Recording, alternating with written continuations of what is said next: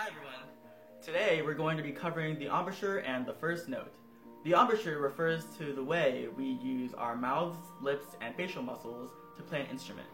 In brass instruments specifically, it requires us to use an airstream to pass through our lips in order for them to vibrate against each other, which is also known as buzzing. The buzz is then transmitted onto a mouthpiece like this one, and then amplified onto an instrument to help make a beautiful tone. In order to create an embouchure, make sure that your lips are together and that the corners of your mouth are pressed firmly. In order to make this happen, you can say the letter M. M. Make sure that as you're saying the letter M, that you're not bunching your lips back like this. M. And that you're actually pulling your lips forward so that we can see them. M. Make sure that the corners of your mouth are firm and that they're not in a smiling position. When your lips are pulled up as if they were in a smiling position, it creates a lack of support and you will lose flexibility and endurance. Rather than smiling, you should think about having the corners of your mouth pulled slightly downward in a frowning position. So let's try this together. M. Now that we have our embouchure in place, let's push an airstream through our lips and have them vibrate against each other, causing a buzzing sound, like this.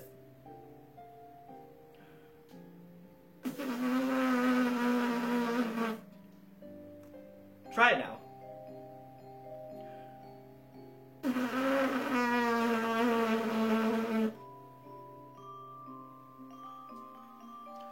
Now that we're able to create a buzzing sound with our embouchure, let's try with our mouthpiece. Make sure that your lips are together and that they're evenly placed and centered on the mouthpiece. You don't want to have your mouthpiece too low because it can cause endurance, range, and flexibility problems. This is having your mouthpiece too low. Your bottom lip is being covered a lot by the mouthpiece. You want to bring it up and make sure that that your upper lip and bottom lip are placed evenly. Remember that your lips should be together and that the corners of your mouth should be pressed firmly and down in a frowning position. Breathe in through the corners of your mouth and buzz.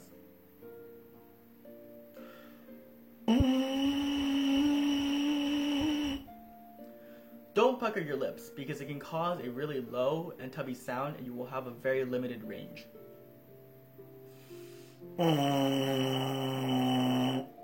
Make sure that we're strengthening our muscles and that we're tightening the corners of our mouth.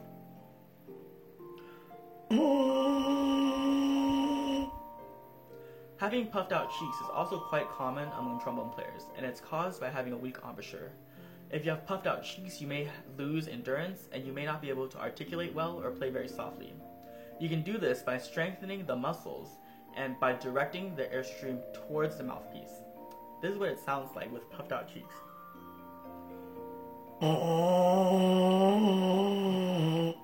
Make sure we strengthen the muscles and that we're directing the airstream towards and into the mouthpiece.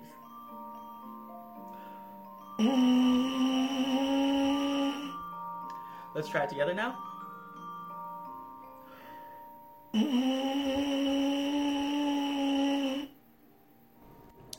Now that we can buzz with a mouthpiece, let's try it with our instruments. When playing the trombone, make sure that your feet are planted firmly on the ground, that your spine is upright, and that your back is away from the chair. Don't slouch or have your chest rigid and tight. Make sure that you bring the trombone to your mouth and that you're not bringing your head to the trombone. Bringing your head to the trombone can cause air problems and won't allow you to breathe properly or have proper air support. Now that we have the correct posture, let's try and play our first note. Remember that your lips are together and that the corners of your mouth are pressed firmly and are in a slightly frowning position. Breathe in through the corners of your mouth and buzz.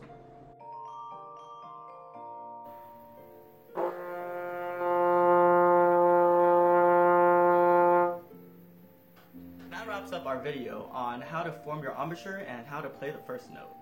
Tune in next time when we talk about tonguing and range. See you then!